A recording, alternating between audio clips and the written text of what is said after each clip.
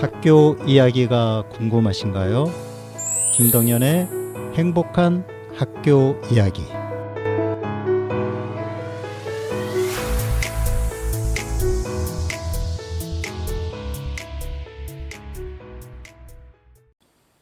이 곡 제니의 Like 제니.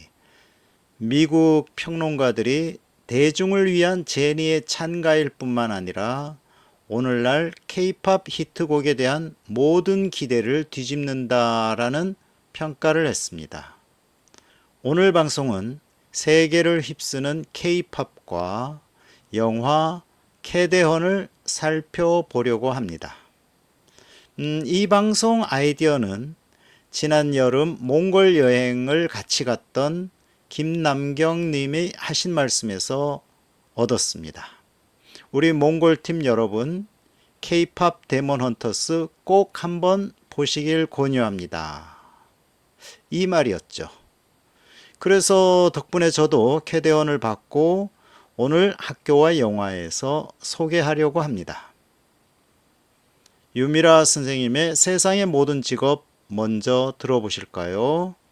28번째 직업, 에어컨 청소기사입니다. 세상의 모든 직업.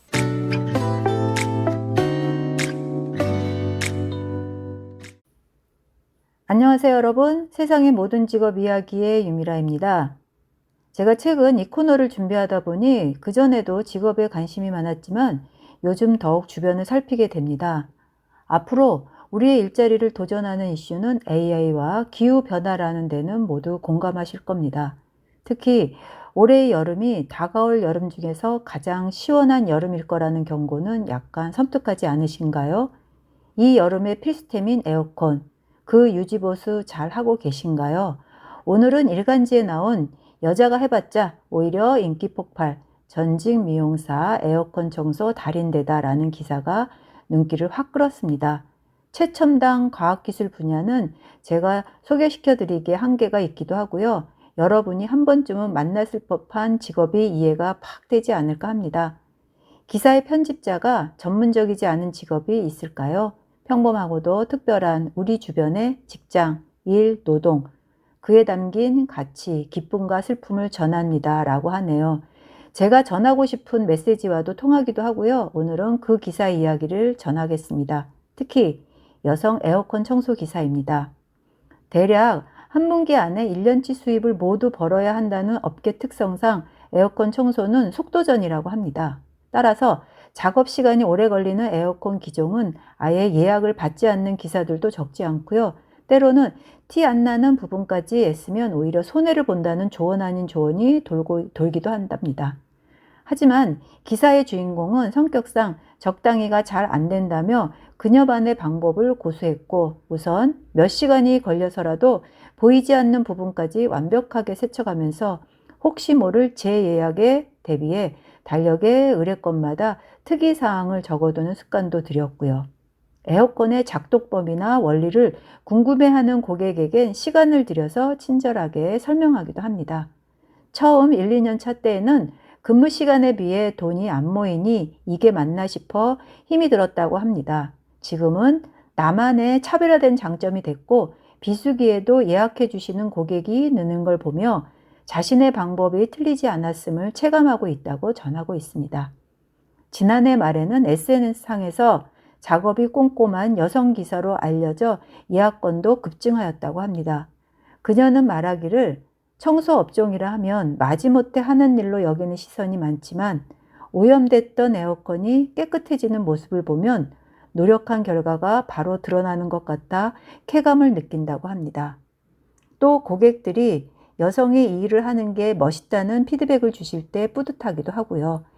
이 주인공의 최종 목표는 여성 동료들을 모아 에어컨 청소 기업을 설립하고 싶다고 희망을 말하면서 경력 단절 여성들은 이후의 삶을 어떻게 꾸려야 할지 늘 막막함을 갖고 있는데 고객 수요에 유연하게 대응할 융통성만 있다면 이 직종에도 도전할 수 있음을 알리고 싶다는 포부도 전하고 있습니다.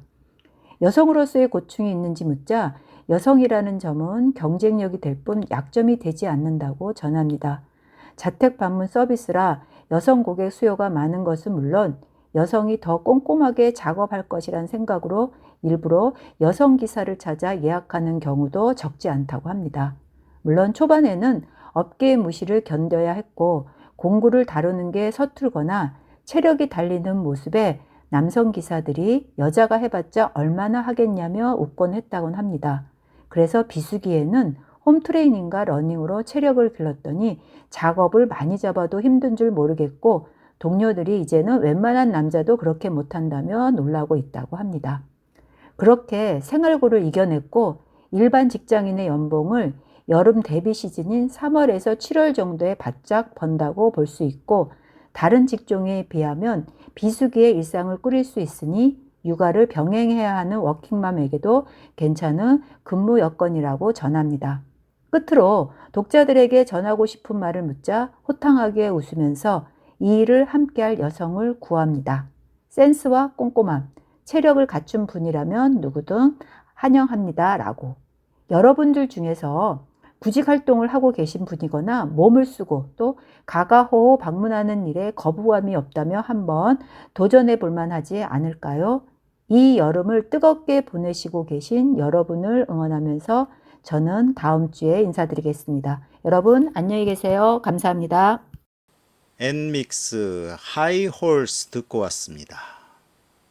유미라 선생님의 세상의 모든 직업은 총 30화를 준비하고 있습니다. 30화가 다 끝나면 행복학교도 새롭게 구성해 보려고 합니다. 왜 계절이 바뀌면 교실 환경 정리하잖아요. 그런 기분으로 말이죠. 다음 순서는 차원 기자가 전하는 교육 소식입니다. 오늘은 무슨 소식 전해주실까요? 교육 소식.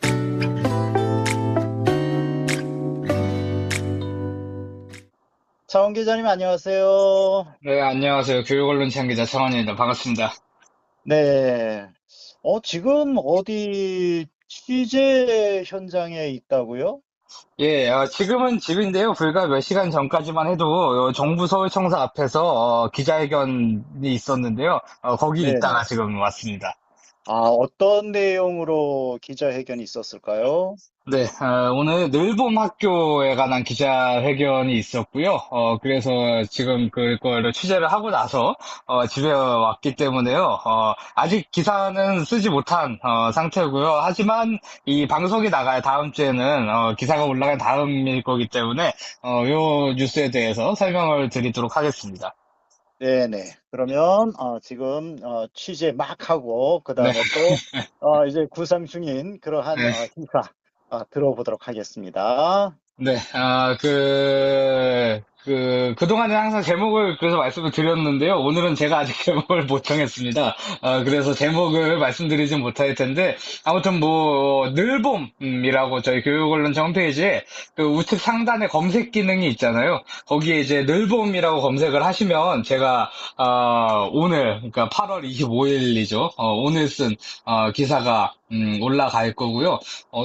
그거랑 같이, 마침 오늘 또 늘봄에 관한 기사를 우리 윤근혁 본부장님이 쓴 게 있어요. 그래서, 늘봄 파트너라는 학원 연합회장, 교사가 강사보다 실력 떨어져. 뭐 이런 발언을 또 했나 봐요. 늘봄이. 역시 뭐 여기저기서 문제들이 많이 터지고 있는데, 아무튼, 요 기사도 한번 같이 읽어보시면 좋을 것 같습니다. 제 기사는 오늘 25일날 오전 11시에 정부 서울청사 앞에서 있었던 서울교육단체 협의회에 새 정부는 초등 늘봄 정책 원점에서 재검토하라 라는 제목으로 있었던 기자회견에 관한 기사고요.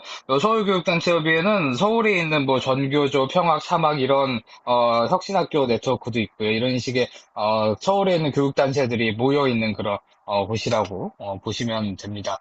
그래서 서교협에 있는 회원으로 있는 시민단체 사람들이 발언을 했고요. 뭐 박은경 서교협 사위대표, 뭐 홍순희 정교조 서울지부장, 진경희 여성노조, 서울 돌봄주의장, 그 다음에 전은영 서울혁신교육학부모 네트워크 공동대표 이렇게 투쟁 발언을 했습니다.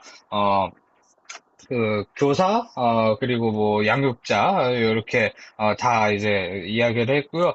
공통적인 문제의식은 지금 돌봄이 이대로 가면 안 된다. 지금 문제가 있다. 다시 검토해야 된다. 왜냐면 사실 윤석열 정권에서 한 일 중에 제대로 한 일이 뭐가 있었겠느냐마는 돌봄도 또 그중에서 문제가 되게 많거든요. 그래서 오늘 기자회견문 나온 거를 설명을 드리면 그 의대 증원 정책도 사실 사회에 상당한 혼란을 가지고 왔었죠. 근데 그거와 또 비견될 정도로 심각하게 문제가 있었던 게 바로 요 초등 늘봄 정책입니다. 그래서 요 늘봄도 이제 뭐 역시 마찬가지로 고교 학점제나 뭐 그런 것도 여타 다른 것들과 마찬가지로 전혀 뭐 AI 데이터 교과서 이런 거랑 마찬가지로 전혀 현장하고 교감이나 소통 없이 그냥 윤석열 전 대통령 지금 감옥에 들어가 계시는 그분이 그냥 무대뽀로 밀어붙인 정책이기 때문에요. 윤석열 정부에서 또 이주호 장관도 또 역할을 톡톡히 했었죠. 그래서 그게 이제 이렇게 학교에 툭 던져지게 되면서 돌봄 인력의 불안정 고용과 차별이 확대가 되고 사교육비 경감도 못하고 또 학교와 지역사회 협력 구조도 이 늘봄이 다 빨아들이면서 무너졌다.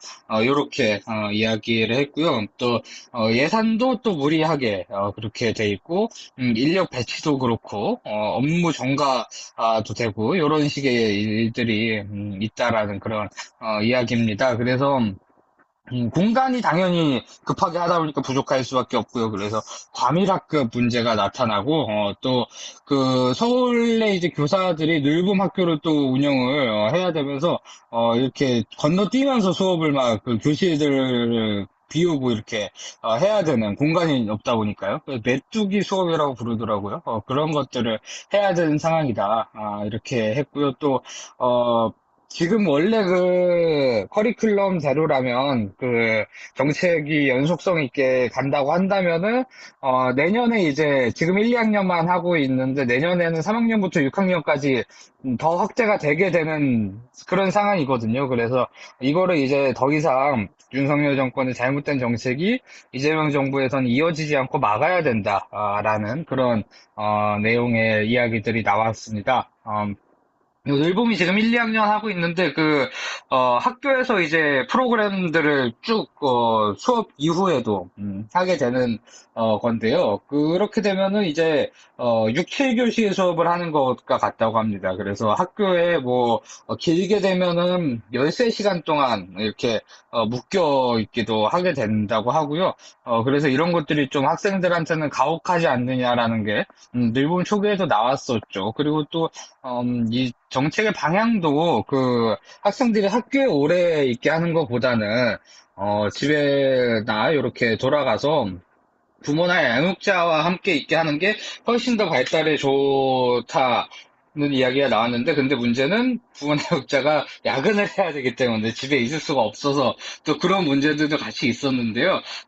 그래서 방향성은 사실 명확하죠. 그렇게 저녁이 있는 삶을 보장을 해서 저녁에는 이렇게 적어도 어린 아이를 키우는 사람들이라면 집에 돌아가서 이렇게 키우면서도 생계를 유지하는 데 문제가 없게끔 우리 사회가 변하는 게 필요한 그렇게 이제 좀 만들어 나가야 되지 않을까. 그래서 여전히 이 장기간 노동, 사실 우리 OECD에서 굉장히 노동 시간이 긴 축에 속하는데 우리나라가 이렇게 하면서 이제 그 애들은 또 학교에서 긴 시간 동안 있게 만드는, 그리고 또 그거를 이 노동자들이 돌봄 전담사, 돌봄 전담 강사 이런 분들도 굉장히 불안정한 고용, 과도한 업무, 뭐 낮은 임금 이런 것들에 지금 놓여 있다고 하거든요. 그래서 이런 것들이 참 문제가 되지 않느냐 이렇게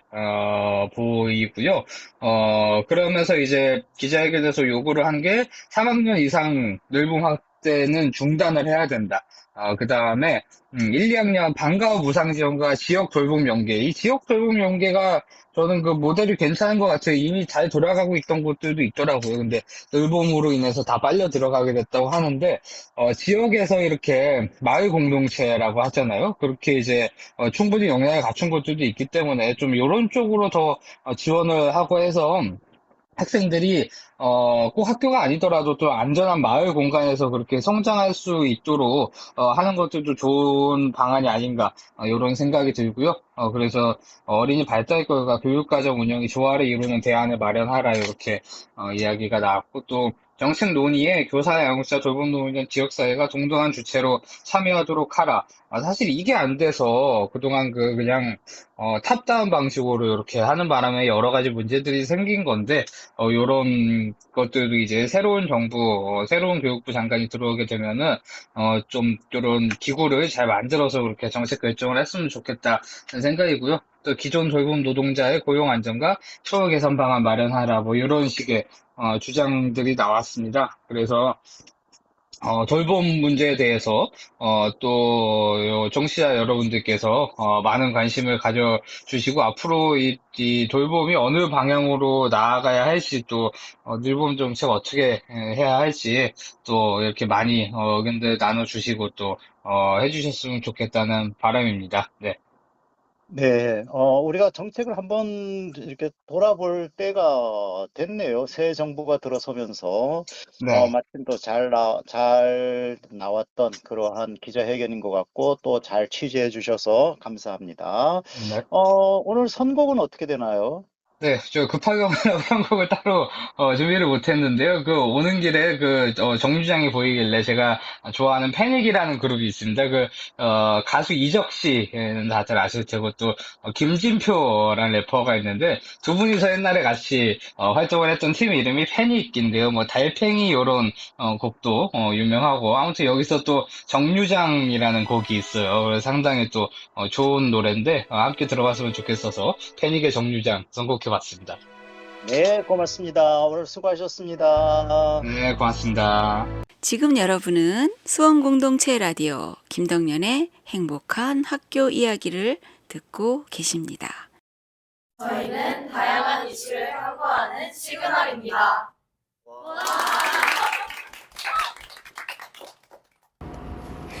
안녕하세요. 저희는 수원외고 라디오 코너 제작 동아리 시그널의 조윤성, 김희진입니다. 최근에 유행하고 있는 단어 한류 열풍을 들어보셨나요? 한국 문화가 다른 나라에서 크게 흥행하고 있는 사례들을 많이 접할 수 있는데요. 멀지만 가까운 이웃나라 러시아. 러시아에서도 과연 한류 열풍이 일어나고 있을까요? 함께 알아봅시다. 윤성씨, 한류하면 가장 먼저 떠오르는 게 무엇이 있으신가요? 한류하면 K-팝이죠. 요즘 에스파, 뉴진스, NCT 등 한국에 정말 많은 아이돌들이 세계 무대에 서고 있잖아요. 러시아는 어떤가요? 한국뿐만 아니라 러시아에서도 K-팝은 정말 인기 있는데요. 또 제가 러시아에 살다 오지 않았으니까 길을 걷다 보면 음악에 맞춰 러시아 학생들이 K-팝 댄스 커버를 하는 모습을 많이 볼 수 있었어요. K-팝 커버 댄스 그룹들이 주기적으로 영상을 업로드하며 꾸준한 인기를 얻고 있어요. 그렇군요. 특히 어떤 K-팝 그룹이 인기 있는지 물어보고 싶어요. 러시아에서는 특히 스트레이키즈, 투모로우바이투게더, BTS가 가장 큰 인기를 끌고 있어요. K-팝 덕분에 다른 한국 문화에도 많은 관심을 가지는 추세입니다. K-팝을 테마로 하는 한식점도 확대되고 있다고 들었는데요. 실제로는 어떤가요? 한 예로 러시아 분식 체인점 치코가 인기를 끌고 있다고 합니다. 치코에는 K-팝 아이돌 스타들의 등신대와 포토존이 비치되어 있고 벽에는 아이돌의 그림이 그려져 있어요. K-팝 뮤직비디오 등 영상물도 계속 상영됩니다. 치코는 2020년 모스크바점 최초 오픈 이후 2023년 말 기준 노보시비르스크, 상트페테르부르크 등 러시아 주요 12개 도시로 매장을 확대하였습니다. 매장에서 판매되는 메뉴는 핫도그, 로제떡볶이, 양념치킨 등 분식 중심이며 최근엔 버블티도 판매되고 있다고 해요. 아, 맞아요. 저도 모스크바에서 방문했던 경험이 있는데 한국인 입맛을 따라잡기엔 아쉽더라고요. 아무래도 러시아 사람들의 입맛에 맞춰져 있는 것 같았어요. 그치만 맛있었습니다. 저도 꼭 러시아에 가서 먹어보고 싶어요. K-뷰티도 K-팝 못지않게 인기가 많습니다. 맞아요. 제가 러시아 잘라토의 야블라카에 방문했을 때에도 한 벽면이 한국 제품으로 채워져 있었어요. 러시아 시장에서 한국 스킨케어 화장품이 압도적으로 인기가 많습니다. 실제 수치상으로도 확인할 수 있어요. 코트라 포털에 따르면 선크림을 포함한 메이크업 준비 제품에 있어서 한국 제품의 위상은 다른 품목보다 큰 편입니다. 2021년 러시아 수입국 순위에서 프랑스에 이어 한국이 점유율 16.3%로 2위를 기록했습니다. 네, 이렇게 러시아 내 한류 확대 사례를 통해 알아보았는데요. 러시아 내 케이팝 관련 서비스업들은 한국 기업들이 진출한 것이 아니라 러시아에서 자생적으로 생겨났다는 특징이 있습니다. 그만큼 현지에서의 한국 제품 수요 잠재력이 그만큼 높음을 의미합니다. 앞으로의 한러 교류 또한 이러한 소프트 파워를 중심으로 발전시켜 나간다면 더 활발한 경제적 협력을 이뤄낼 수 있을 것입니다. 청취자 여러분들께 유익한 시간이 되었길 바라며 이상으로 시그널 김희진, 조윤성이었습니다. 교육 소식에 이어 시그널 동아리 친구들이 제작했습니다. 김희진, 조윤성 두 친구가 러시아에서 만난 한국이라는 제목으로 전해주네요. 러시아에서 일어나고 있는 한류 문화 열풍을 소개했습니다. 지금 여러분은 수원공동체 라디오 김덕년의 행복한 학교 이야기를 듣고 계십니다.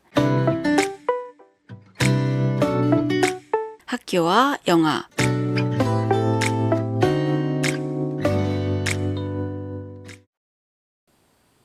자, OST 골든 듣고 왔습니다. 전 세계 넷플릭스 순위를 휩쓸며 엄청난 흥행을 기록한 애니메이션 영화 K-pop 데몬 헌터스. 이 영화는 K-pop 스타들이 비밀리에 악마 사냥꾼으로 활약하는 독특한 설정으로 공개 직후부터 폭발적인 반응을 얻었는데요. 이 작품이 단순히 K-팝을 차용한 것을 넘어 왜 전 세계인들의 마음을 사로잡았을까요? K-팝 걸그룹 헌트릭스가 무대의 스타와 악마 사냥꾼을 오가며 벌어지는 흥미진진한 이야기. 여기에 컵라면, 새우깡 같은 익숙한 음식부터 무속신앙, 한의원, 남산타워 등 한국의 디테일한 문화가 소개됩니다. K-팝 데몬 헌터스의 성공은 단순한 우연이 아니었습니다. 이 영화를 만든 제작진은 한국계 캐나다인 감독 매기 강을 비롯해 한국 문화에 대한 깊은 이해를 가진 전문가들이 참여했는데요. 한국 문화의 진정성을 담아내는 데 공을 들인 그들의 노력 덕분에 영화의 감동과 몰입도가 더해졌죠. 콘텐츠를 만드는 이들만큼 중요한 역할을 하는 사람들이 있죠. 바로 K-컬처를 사랑하고 즐기는 전 세계 팬들입니다. 이들은 단순히 소비하는 것을 넘어 자발적으로 한국 문화를 전파하는 데 앞장서고 있습니다. 선악의 경계가 모호한 악마 사자 보이즈를 통해 단순한 권선징악을 넘어선 깊이 있는 서사가 보태지죠. 방금 듣고 오신 OST가 사자 보이즈의 소다팝입니다. BTS, 블랙핑크 같은 K-팝 아티스트부터 영화 기생충과 드라마 오징어 게임까지 한국의 문화는 이제 국경을 넘어 전 세계인의 사랑을 받고 있습니다. 특히 캐대헌의 OST는 전 세계에서 커버곡이 나올 정도로 대단한 열풍이죠. 우리는 이런 시대에 살고 있네요. 지금 여러분은 수원공동체 라디오 김덕년의 행복한 학교 이야기를 듣고 계십니다. 교육 도서관.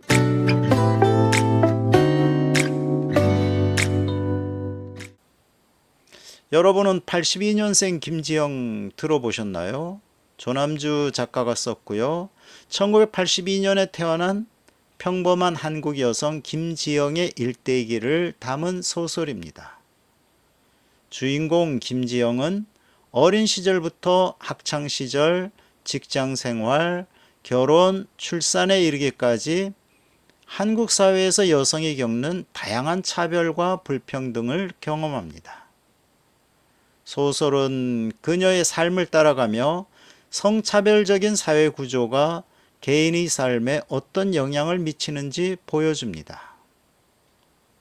어린 시절과 학창 시절에 남동생이 우선시되는 가정 분위기, 남학생들에게 괴롭힘을 당해도 피해를 온전히 인정받지 못하는 상황 등 일상적인 차별을 겪습니다. 직장 생활은 또 어떻고요?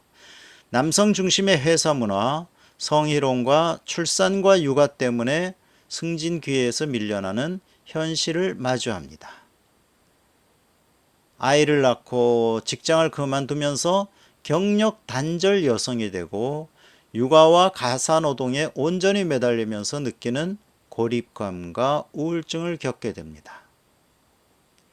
소설 속 김지영의 경험들은 한국뿐 아니라 전 세계 여성들이 일상으로 겪는 크고 작은 차별과 매우 유사합니다. 예를 들어 남성과 여성의 임금 격차, 육아와 가사노동에 대한 불공평한 분담, 성차별적 발언 등은 국경을 초월한 문제입니다. 많은 해외 독자들이 나의 이야기라고 느끼며 깊이 공감했습니다. 82년생 김지영. 한국 사회에서 여성으로 살아가는 평범한 삶을 현실적으로 그려냈지만 여러 언어로 번역되어 전 세계 여성들의 공감을 얻으며 K-문학 열풍의 기폭제 역할을 했습니다. 하이키의 여름이었다 보내드립니다.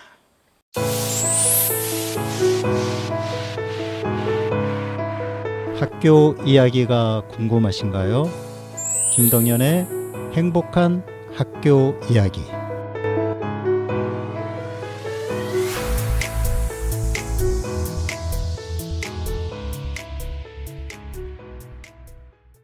오늘 우리는 K-팝 데몬 헌터스라는 애니메이션 영화를 통해 K-컬처의 무한한 가능성을 살펴보았습니다. 저는 이렇게 생각해요. 이름을 드러내지 않고 열심히 컨텐츠를 만들어내는 사람들이 있죠. 이들의 진정성 있는 노력, 그리고 그 문화를 즐기고 사랑하는 전 세계 팬들의 열정적인 에너지가 합쳐져서 오늘의 K-컬처 신드롬을 만들어낸 것이죠. 앞으로도 K-컬처가 전 세계에 더 큰 감동과 즐거움을 선사하길 바랍니다. 비키 레안드로스, 라무르 에 블레 띄워드리며 저는 다음 주에 다시 돌아오겠습니다. 지금까지 행복지기 김동연이었습니다. 행복이 늘 당신 곁에 있기를. 비키 레안드로스, 라무르 에 블레 띄워드리며 저는 다음 주에 다시 돌아오겠습니다. 지금까지 행복지기 김동연이었습니다. 행복이 늘 당신 곁에 있기를.